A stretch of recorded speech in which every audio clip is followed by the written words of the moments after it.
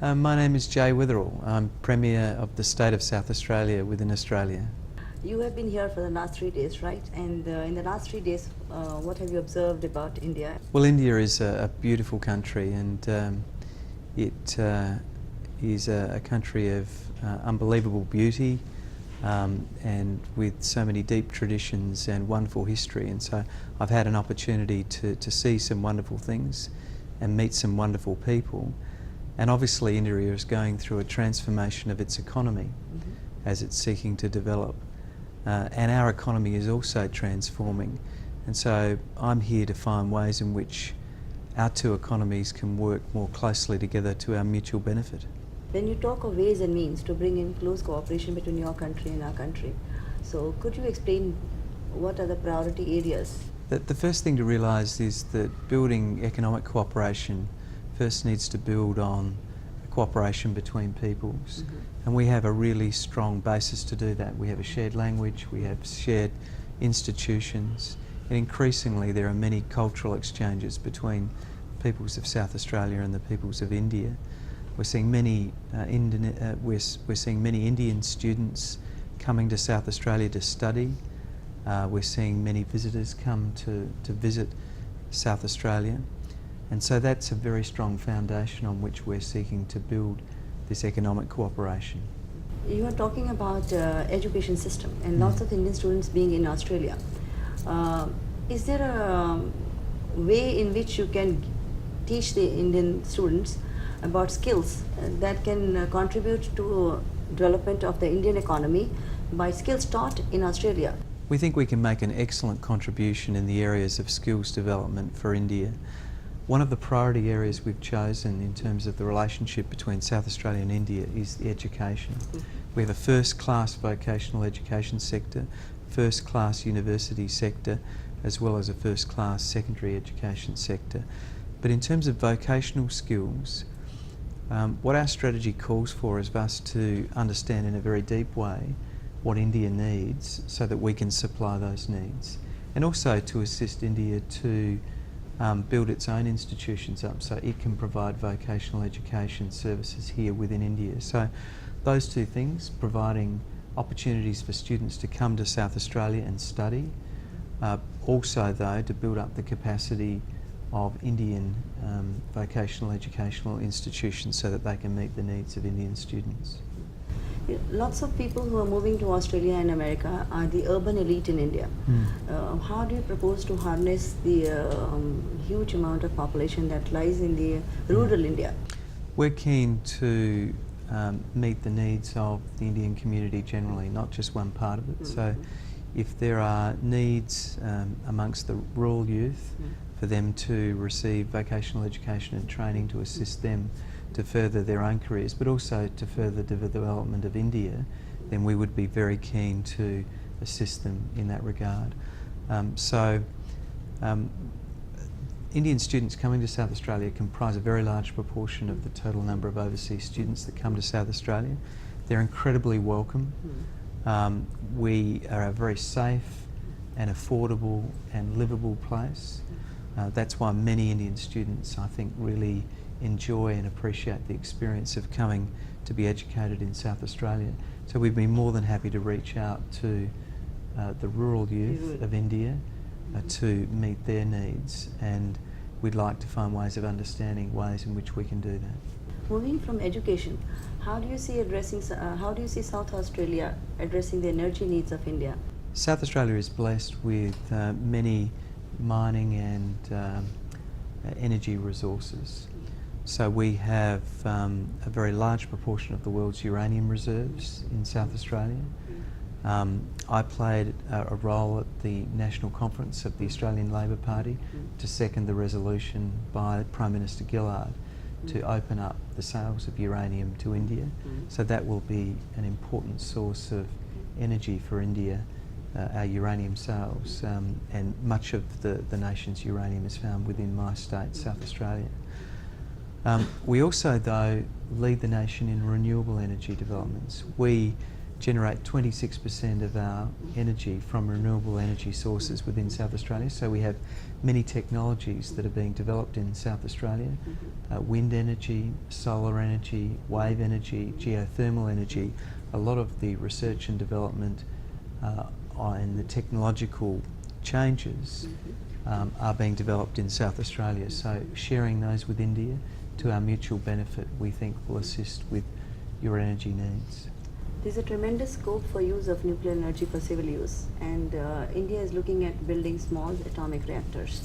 So do you think there can be a collaborative effort in that field? And secondly, with the uranium sales opening to India, there is a tremendous scope for defence systems. Another of the areas of priorities we've chosen for our relationship between South Australia and India is in the defence and aeronautics sector. We're conscious of the ambitions of India to grow their capabilities in that regard. We have a strong defence industry in South Australia which has skills and capabilities that we would like to share with India to our mutual benefit. So that's another area of priority that we've chosen to more deeply understand India's needs so that we can meet those needs in the future. Okay. At the moment, Israel and America are major trading partners in the defence and technology. So where does Australia stand, and how does it handle that stiff competition from those two countries? Well, within South Australia, we have 25% of the nation's inbound defence spend. So we've built up considerable capabilities with a number of United States and British companies which have established their operations within South Australia. So the skills and capabilities that we already had in South Australia because of our own defence sector has been added to by a number of significant international contractors who work now in South Australia. So we have those skills and capabilities which are growing, and we'd like to find ways of sharing them with India to our mutual benefit. India is largely an agrarian economy, and what about agriculture?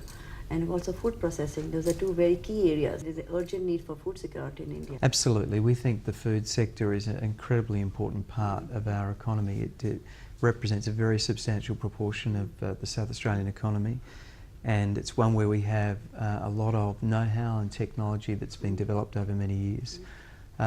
Recently I was travelling in Punjab, and we saw we had a number of important discussions with businesses about the work they're already doing in South Australia in our almonds and pistachios, a range of food products that we supply to them. But there's also ambitions to expand that and do further things.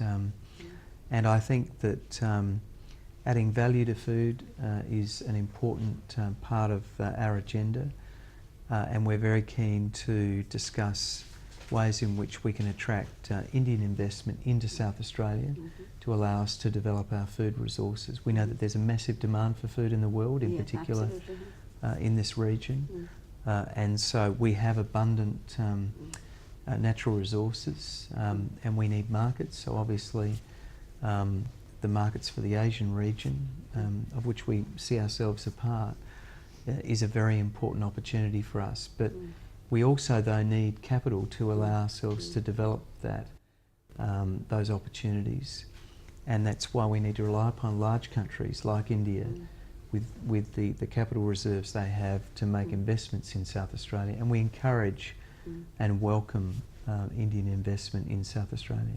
Talking of capital, in India, like I was talking to Brian, in India we have a lot of locked capital. Yes. So do you think you'll be able to woo the Indian investor? I think the things that we can offer are high quality produce, high quality opportunities for investment. So it's the quality of the investment opportunities that's obviously the single most important thing. But also we can offer something that's not always available, and that is a very stable political system where people, when they make their investments, know that their investments are secure. And before they make that investment decision, to get from the idea to the approval, we can offer them a very speedy and certain case management process. So they have somebody within government that will guide them through all the approvals process from beginning to the end And if they run into difficulties, then people assist them to find ways to actually get through the regulatory process. So we're very proud of the case management process we have. Every business that has an idea, an investment opportunity, will get an officer. They'll know the name of that person, and it doesn't matter which agency they deal with, this person will help them with that approval process. That efficiency cannot be ensured for Australian businessmen entering India. So there's huge amount of bottlenecks, bureaucratic as well as administrative. I think one of the purposes of the South Australia-India strategy is to educate South Australian business people about the way in which business is done in India, to assist them to understand the cultural issues, to understand the relationship issues, and really to invest in relationships so that there is the necessary trust that lies at the heart of every business relationship.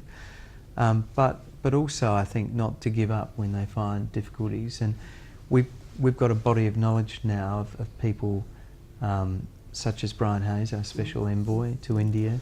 We have the head of our Economic Development Board, Raymond Spencer, who spent many years working in India and had a large multinational company that had a number of Indian branches.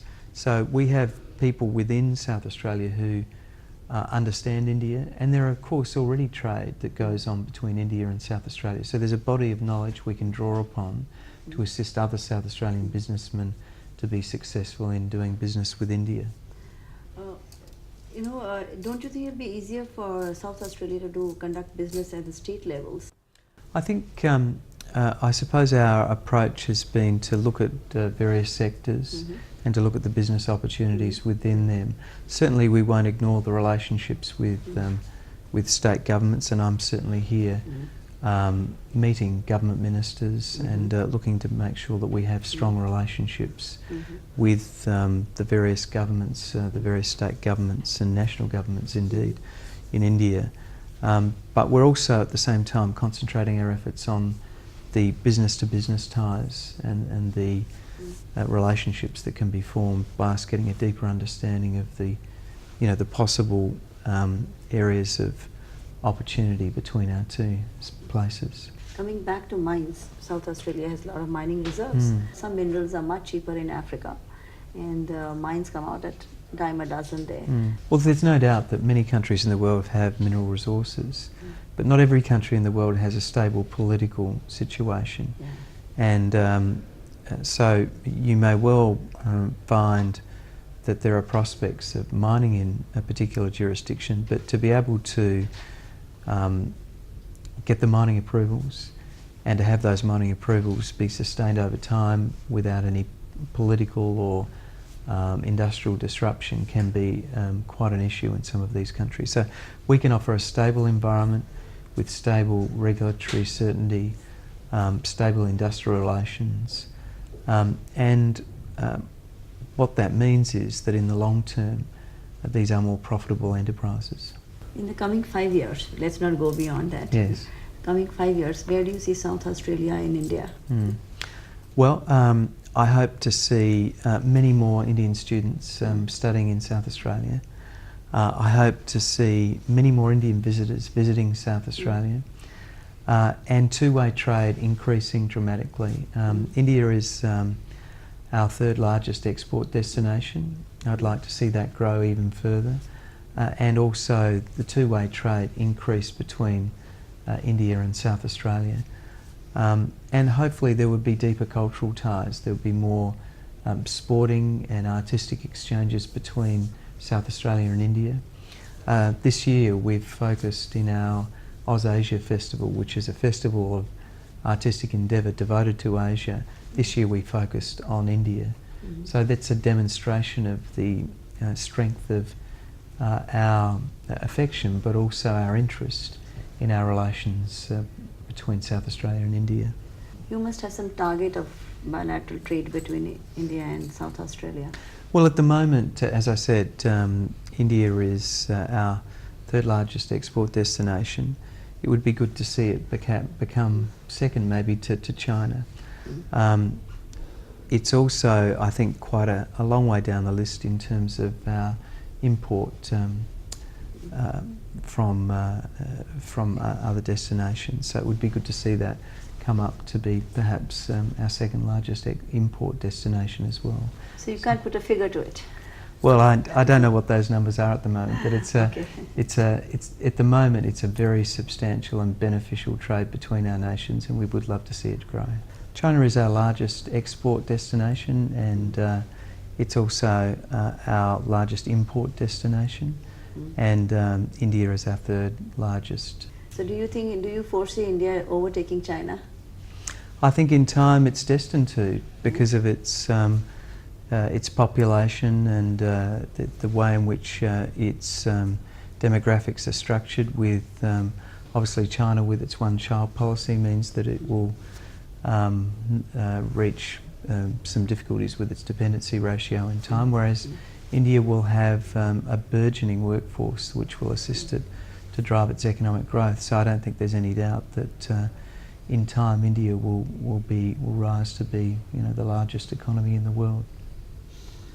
Well, thank you. On the Thank large you. note, let's Thank you. end on a great note. Excellent. Thank you. Thank you so much.